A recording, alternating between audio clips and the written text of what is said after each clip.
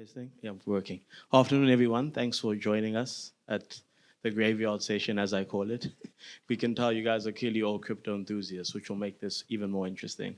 But just to get things started, my name is Andan Glaba, like she said. I'd just like my panelists to please introduce myself. Ladies first, please, Nelly. Hello. Yeah. So Nelly Chateau-Diop, I'm a co-founder and CEO of Ijara. And at Ijara, we are leveraging blockchain rails to provide democratization of investment and saving products in Francophone Africa and its diaspora. Hey everyone, Paresh Jaya. I head up digital assets at a company called Intellect EU. We specialize in providing strategic advisory and consulting plus implementation in the spaces of Web3, blockchain, digital assets, and everything related to that. I'm also the co-founder of a company called Seedler. We are looking to enable and lower barriers of entry to accessing of cryptocurrencies by creating next generational wealth by gifting, saving, and payments. Yes, hi, Louis here from Luno, and I look after the customer acquisition funnel. So pretty much from the point where you see the app and install it to the point where you've made your first buy. And Luno offers a retail / mass market crypto product in about just over 40 countries. Hi everyone, I'm Tato from Yellow Card. I head up country operations in South Africa, and at Yellow Card we are a pan-African crypto exchange and generally a diversified crypto asset service provider operating in some 16 countries and soon to be hopefully 21 by the end of this year. Yeah. Great, thank you guys so much. I just want to start off with one question to all the panelists just so we can get a definition together. What do digital assets mean to you guys? How can you define it individually? Nelly? It's a tricky, and I will let my colleague maybe define like what is digital asset. What it means for me, it's like freedom. It's like leveling the ground. I think when I came across digital asset, the way we do it with blockchain, that's the first kind of image that came to my mind, like access to freedom for Africa and leveling the ground. So maybe someone will define it like more concretely for the audience. Cool. So I think before I get on to that, I think it's a pretty good turnout. So let's have a show of hands. Who actually owns cryptocurrency here? You put your hand down, Luke. Okay, yeah, I think that's a pretty good percentage. So yeah, digital assets for me are really it's a kind of umbrella term, right? Because we have these terms of crypto assets, digital assets, virtual assets that are used by various different authorities, various different jurisdictions, and central banks itself. So I generally tend to use the term digital assets as an umbrella term to encompass the various different verticals of cryptocurrencies, for example, NFTs, central bank digital currencies, utility and security tokens, and actually various different other tokens that can be achieved and launched within the blockchain itself. In addition to that, I mean, within Intellect EU, we also work with very large name financial markets institutions, and generally the utilization of the crypto term within the actual organization itself doesn't go down that well. Hence why we introduced the term digital asset, which then allows that to encompass the various different assets and the various different asset classes underneath that to open up the conversations and business models around what we're trying to achieve. Yeah, I think you got the category spot on there. I think if I have to explain it and I have to think of my parents being in the audience, I'd probably say it's effectively money or anything that you can exchange that has value that is managed or held on the internet effectively. So the internet, it could be a blockchain, a public blockchain, a government-owned blockchain or monitored blockchain. I'd probably stay with that. For me, I think the one thing I'll go a bit more abstract. Digital assets is about access. It's about freedom. It's about allowing people to do what at times they haven't traditionally been able to do. And then just freeing up opportunities, especially on the continent. Yeah, I think for me that's probably the biggest thing that comes to mind when I think of digital assets. Great, thanks so much, guys. My question to Paresh, let's talk about tokenization. I know you do have some experience in this. What does it actually mean, and what does it mean for Africa as well? Yeah, so it's a very interesting term, and I know that obviously tokenization is used in the payment space as well, within cards and remittances as well. So, in the element of blockchain and digital assets itself, tokenization at a very high level means taking an element to an asset of value and digitizing it to potentially utilize on a blockchain itself, right? Now, it sounds all very complex, right? But what that actually means is that then allows us to unlock new asset classes that we typically were never able to actually trade, or any sort of value that we can then digitize online onto a blockchain in the digital world itself. So typically what we do is, large financial markets infrastructures right now, they are looking to tokenize traditional securities onto a blockchain, right? So that's generally the first step that large incumbent organizations would actually take. What that then allows you to do is, once it's a digitized representation, it has various different advantages, right? I'll get into that just now. But in addition to that, and what's even more exciting, especially for the African continent, is when we take that a step further and we look at other asset classes that could actually be tokenized, right? So we have a lot of illiquid value that are sitting in siloed, centralized entities at this point in time, right? That are currently out of the hands of the general public and out of the hands of the general population in Africa itself. If you have a look at some of the highest yielding assets in the world today, of course, there's securities, which relates to equities, bonds, fixed income, etc. But then we also go into some of the rare valuable collectors. Once we start talking about high yields of wine collections, for example, right, or of sneakers, right, or various different participants that get access to private equity shares, right. These are general asset classes that are out of the reach of the general public itself. So when we start looking at tokenization, we can have a look at how do we digitize these asset classes to then remove it from a closed loop siloed system and enable democratization of access to these value to the average person itself. That then entails it creates a primary market where you can tokenize that particular asset, and then it then creates a secondary trading market where you can exchange this value very easily, as you do today with cryptocurrencies, peer-to-peer transfer of value. This then enables peer-to-peer value of various different asset classes itself. So I'll just kind of pause there because it does get quite complex. No, it does indeed. But I think you covered it quite well. Yes, Nini? Yes, and let me illustrate, because when Paresh was talking, you might think that it's theoretical. This is actually what we did in Cameroon for the Francophone Central Africa. We pretty much took the treasury bonds that were usually reserved to institutions like banks, insurance, high net worth individual, and we tokenize it on the blockchain, and we slice it into like $1 bits instead of like having to buy for 15,000 and even 100,000 for some of those dollars. And now, like the motor taxi driver, the cleaning lady can afford it and really enjoy the benefit of a high yield asset, like 5 to 10%, depending on the maturity of the bond. She can trade it easily, and it solves a lot of pains. When we talk about financial inclusion, it also means like financial capital market inclusion.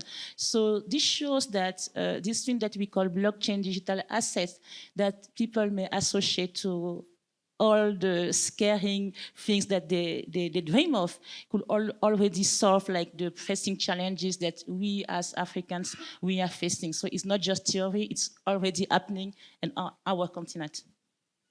Hey, that's really interesting. Thank you so much, Nady. Which brings me to my next question, which is directed to you. As we all know, Africa is not a monolith. So what trends are you seeing in the cryptocurrency and blockchain space in Cameroon in particular? So everybody dreams about mainstream adoption, but the retail adoption will take some time. Let's just remember even the mobile money adoption, it took some time. So we are pretty much in the stage where we need to educate a lot of the market. I think a lot of the companies that are represented here are also into that space, educating. But the power users that we are seeing right now, at least in my geography, are really those small merchants that really needs to access like hard currency to pay their suppliers in a really secure and fast manners, and they use stable coins to pretty much do that. And we are really solving like a crucial a challenge for them. So this is kind of like the major like product market fit we are seeing around like crypto companies in that geography. Retail is coming, mainly the young digital savvy. They like their Dogecoin, their meme coins. We are trying to make them move to like the ancestor Bitcoin and Ethereum. But you know, and I think like maybe you gonna complete the answer. One thing I'm seeing now is like those high net worth individuals, some institutions that are already bloated with all the traditional securities coming to ask us, oh, so can I diversify? What percentage, maybe if I put 1% of my portfolio, how do you secure it? What about custody? And then you come into like the territory of like, you know, like a regulatory sandbox and securitization, and yeah. That's really interesting. Actually, on your point, Chainalysis actually released a really interesting report where they sort of found insights that 6.4% of retail size transactions, so that's below $10,000, is what is the case in sub-Saharan Africa. And this might seem small, but in comparison to any other region in the world, we're actually the highest, right? Showing that our use cases for crypto isn't really speculative driven, but how can I actually use it like day to day, you know, from a survivalist perspective, which is really interesting. So this brings me to my next question. Sorry, my iPad is.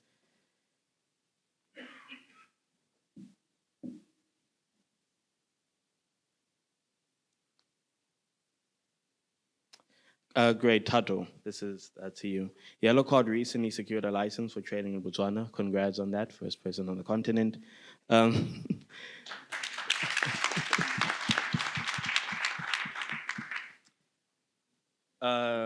Do you think that cryptocurrency adoption will increase if we had a sort of a set framework across the continent? And what are your guys' plans in Botswana now as well? Yeah, so I think to answer your first question, simple answer, yes. And I think even sort of like in the early days of securing that license, seeing the amount of impact that it's had on our business in Botswana, the people that we're able to speak to, the different partners that we are now able to approach, and I think also the reverse of that, the ones that are now approaching us, which in this industry is always welcomed. We are generally not in that position. So I think it's good because it opens up the doors for us to now approach different segments of the market. What Nelly actually mentioned right now, you have high net worth individuals who want to come into the space. They want to diversify their portfolios. Right now, it's very difficult to do so. I can't tell you a registered financial services advisor can't tell you, hey, this is how you should structure your portfolio, put this much in Bitcoin, they'll go to prison for that. So I think that's the beauty of having regulation, is that it now expands that opportunity and it expands it in a legitimate manner. From a Botswana perspective, it's been very interesting, and it's something that we're hoping that other markets and other countries across the continent could adopt.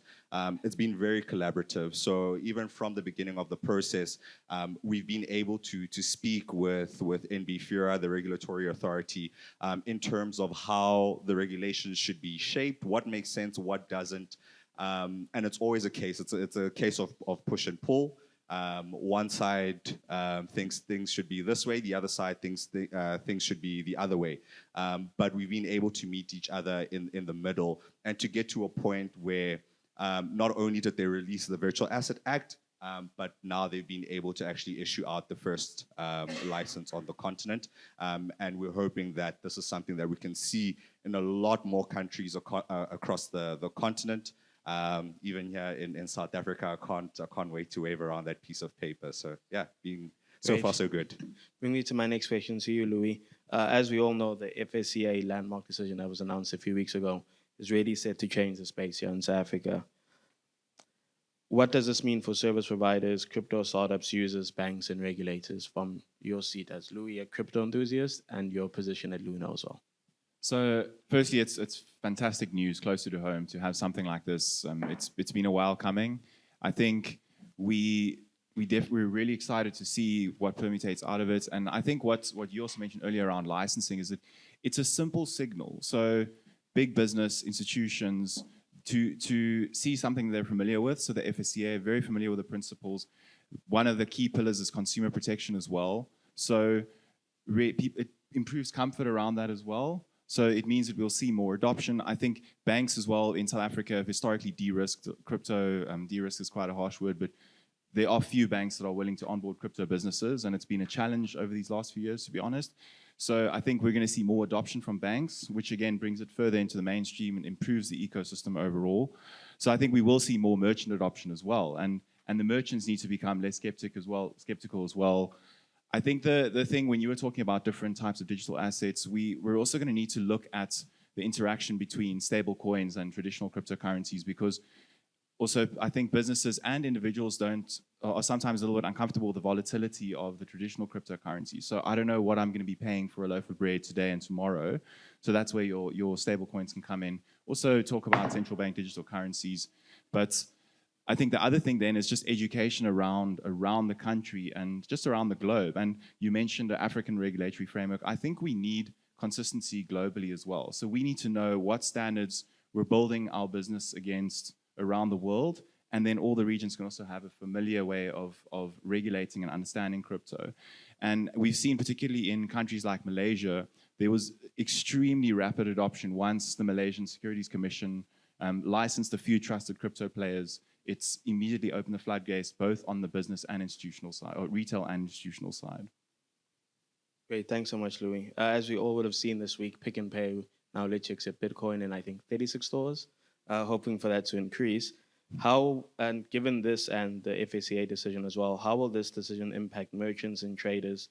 We know they've always been able to on and off-ramp cryptocurrency as a mode of payment, but will we see them adopted more? Can you guys share some of your thoughts, Louis and Tato? Yeah. So I'll start with that one. I think the real thing is it's the one thing we need to do as crypto businesses and the broader crypto ecosystem is make it really easy for these merchants to use and accept crypto in their environments. And that involves education, building awareness as well. I think there's many merchants who don't understand what the implications are, what kind of costs they can save. You're cutting out all the parties involved in a card transaction, for example. You've got so many fees going in so many directions in that situation. And it's also about creating a very seamless experience for those businesses. So if I'm a merchant and I want to start accepting crypto, I want almost a private banking or business banking experience. So I want my crypto business to make the experience personal, make it easy for me, guide me throughout the process.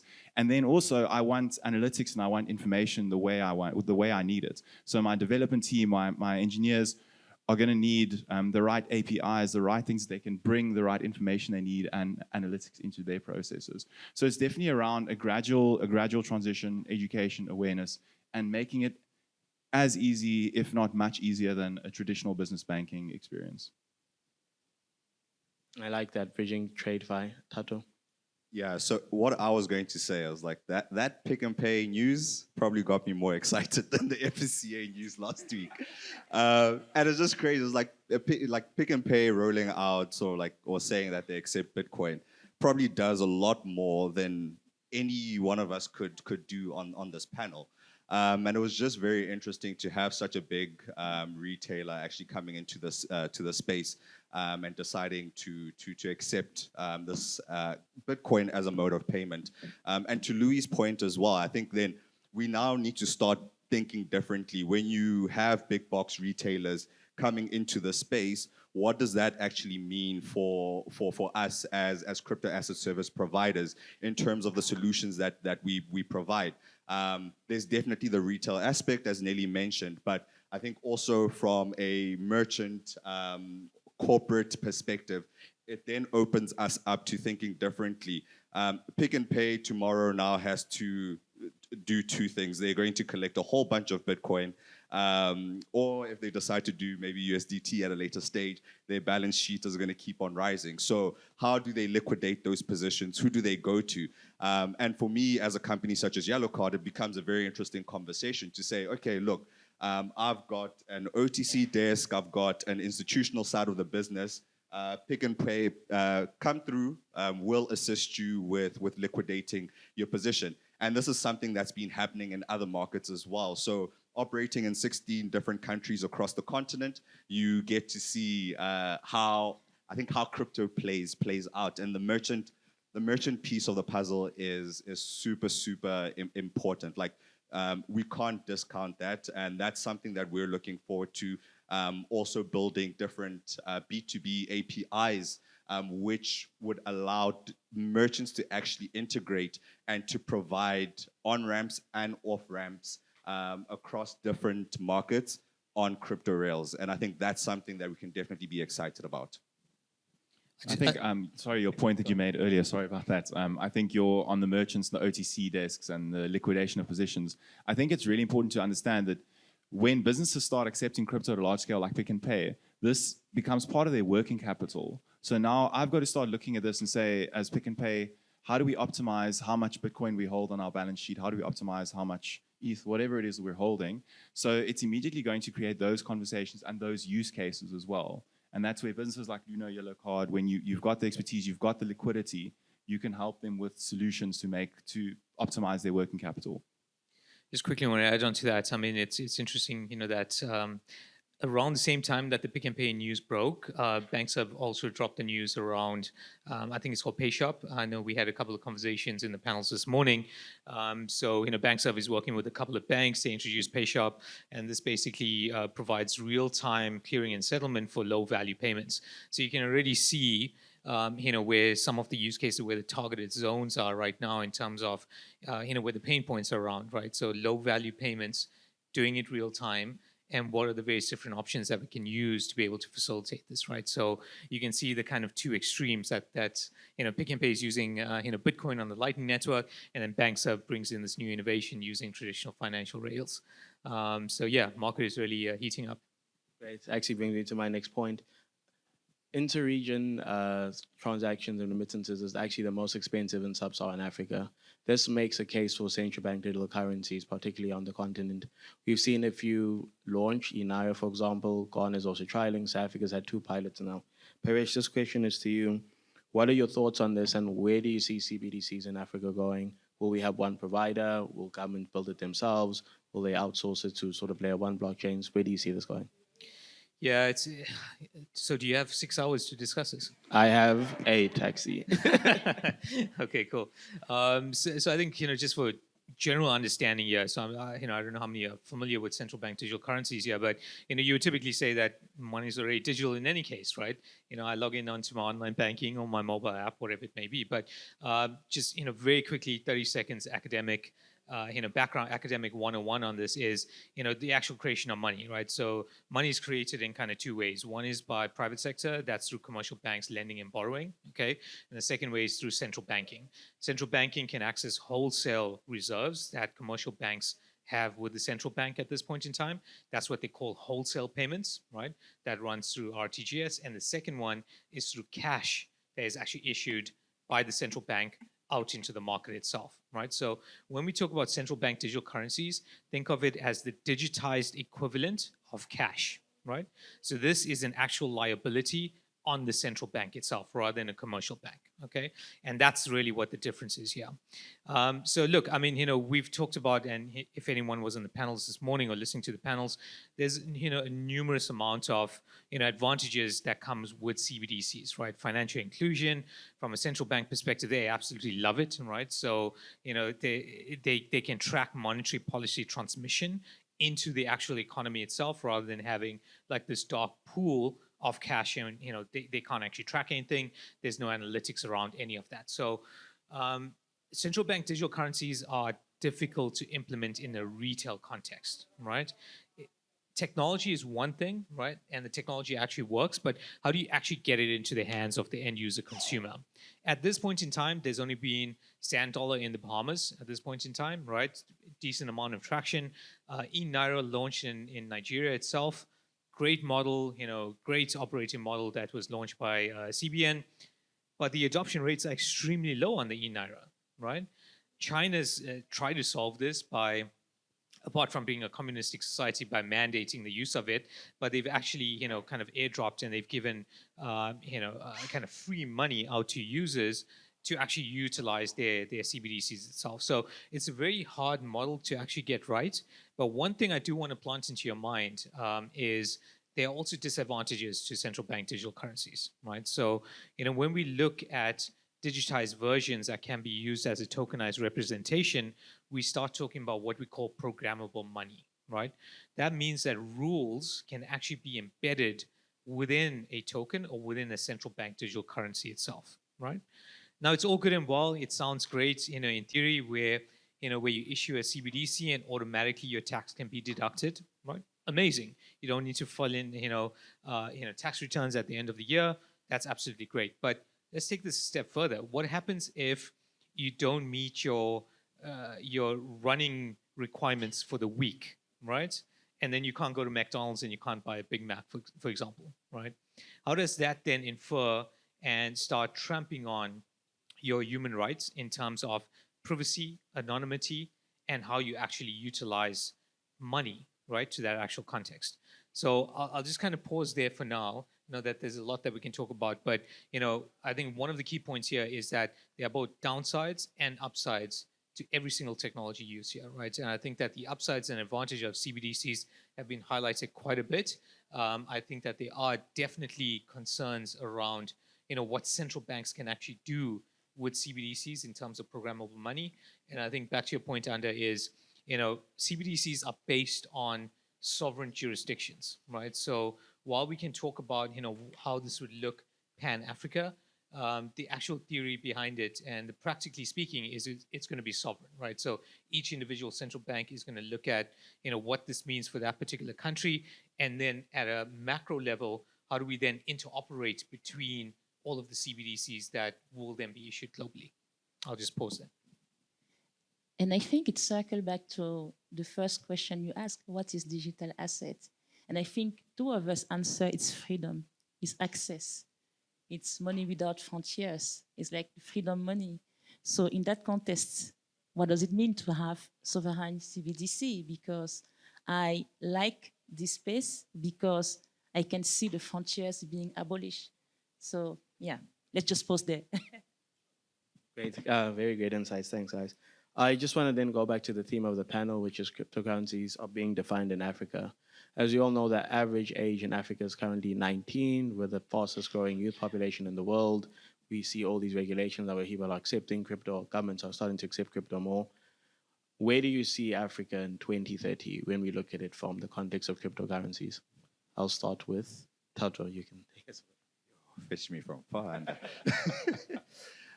Firstly, 2030 is very far away. But I think to firstly answer your question, I do believe that cryptocurrencies are being defined in Africa.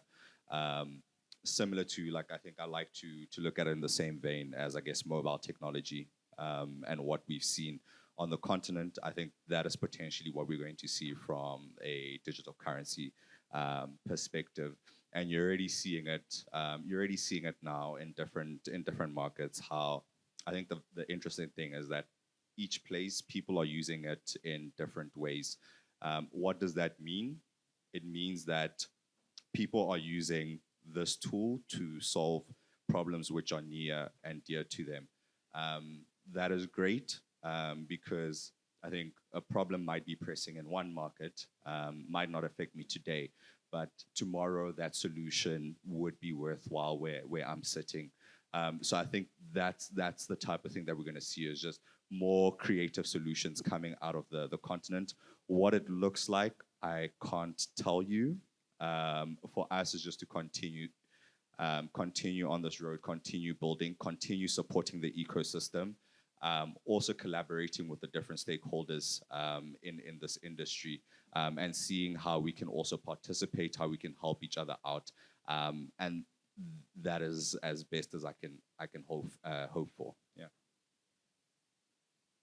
Yeah, so thanks, Sato. So I think Nev earlier, I don't know if Nev is here still, but he mentioned we need African problems, need African solutions. And I think crypto the way crypto will grow in Africa versus the way it will grow in developed markets is going to be very, very different. It's going to solve unique use cases. We spoke about remittance, and I think there's a lot of discussions that's been happening today about remittance already, so we're not going to go on about that now. But I think you also mentioned the CBDCs as well, the limitations of that. And what we're seeing as well is the need for people to preserve their wealth, right? So they've got a local currency, there's incredible inflation. The lira had like 81% devaluation in the last year or something like that. So people are migrating towards something where they can preserve their wealth. The US dollar's having quite a period of strength at the moment as well, so it impacts emerging markets as well. And I think that's where, so people want to diversify, right? So a central bank digital currency is not going to solve that problem for you. So I think providing investment and diversification, saving use cases for the greater market, greater African populace is going to be very important. Then we spoke about townships as well, growing value, people working and living and enjoying their lives and having leisure in the townships. What we saw with the Ikasi experience just a couple of weeks ago, people buying and selling food with crypto as well. So that's where we're seeing this grow very significantly, and we hope that is what we're going to see in 2030 as well. And that extends further towards these businesses that have been very much underserved previously with simple financing, so SME financing, things like that. I think these use cases are going to emerge as the regulation emerges, which again, we have a pretty good idea what we're going to see from regulation in the next few years. We just don't know when it's going to happen in each region. So these things are all going to drive that familiarity, that trust, and all these additional use cases will emerge from it. And I think you also mentioned mobile penetration as well. So mobile is huge. We've got a very large unbanked population, of which the vast majority have access to mobile phones. So providing that access to transaction and financing, all those use cases via mobile is going to be very important as well. Yeah, so I think the guys covered pretty much everything there. So there's an actual saying in the Web3 space that in emerging economies, crypto aims to bank the unbanked, right? And in frontier or Western economies, crypto actually aims to unbank the banked, right? Now that's very interesting, because that then, gives you, kind of tells you what the differences are between emerging economies and, first world countries itself. So, crypto usage in emerging economies like Africa is completely different to, how you would use it in Western worlds itself, right? I think, our previous panelists, on a previous session itself talked about, how we need to hedge against hyperinflation that we see in certain countries. We need to use it for remittances, domestic payments, cross-border, whatever it may be. That's typically taken for granted, within, Western worlds itself. So I definitely think that, like the usage of crypto and digital assets, definitely driving and are being driven by Africa itself. I'm very bullish around unlocking these illiquid value pools within Africa, right? So I think that we, kind of scratching the surface on cryptocurrencies itself in terms of where we're going. Stable coins are going to play a tremendous role within Africa. But for me, unlocking some of the these value liquidity pools in terms of our mining resources and our agricultural resources, to then expose that to the world, right? In terms of bringing funding and revenue back into the continent itself, and then exporting out of the continent, right? So everything I talked about in terms of digital assets, in terms of tokenization, that's really going to put Africa at the forefront, and be the next powerhouse of the future. So for me, for the future, I'm so excited about three things. The first one is empowering women. You know that in still many regions in Africa, women cannot really own lands. They cannot inherit from their fathers, their husbands. It's very complicated. And that's also make them less prone to have loans, because when you go to have a loan at the bank, we ask you for a collateral. You don't have that. One thing we've been experimenting is like working microfinance with women that own digital assets. How can they put it as a collateral to kind of access, some small loan at affordable rates to fund a business they want to launch on the site. So empowering women to kind of start owning for the first time of their life, for some of them, some kind of wealth, something that they truly own, and maybe they can utilize to provide, to create wealth for them and their kids. The second thing is about the infusion of digital asset in art and culture, working with artists to secure the IP rights to make sure they can generate enough revenue from the amount of creativity they can deploy. Like when you think about a musician signing with a major musical company and not being able to even afford like a minimum wage, it's whereas his music get placed like all around, like whether on streaming or on TV and radio, but he cannot really control like what he owns. Now, like generating an NFT, utility NFT, he can really get, communicate directly with his fans, like fund his concerts, like generate even royalties in the future. And the last piece will be in many of our countries, we are organized in communities. And I still need to find and to see more use cases around like how can we foster like these communities organization leveraging crypto rails and blockchain rails. I don't have the answer yet, but I'm sure 20, 30 years in the future, we will see some cool use cases around those. Great. I think that's our time for today. Thank you, guys.